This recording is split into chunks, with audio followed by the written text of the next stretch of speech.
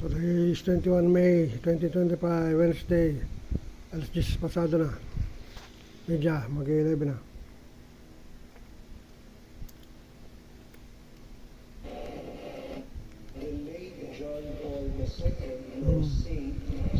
By the kind of family we have, our future will be by the kind of family we have, may Lord have mercy. Forgive us sins, Lord. Ayun ay 21 May 2025, Wednesday. Mag-11 o'clock in the morning.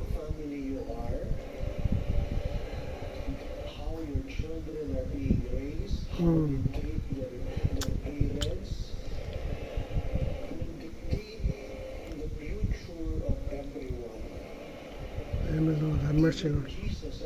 Forgive us sins.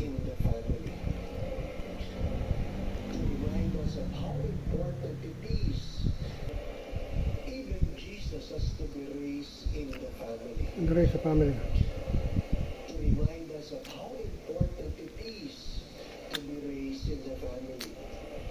The second reading reminds us, if you want to please God, Want to please God, honor your honor your father and mother. If you want to please God, Ayun ay 21 May 2025, Wednesday, 11 o'clock in the morning. Nanood ng YouTube. Ay Father David Concepcion, family. it will never happen.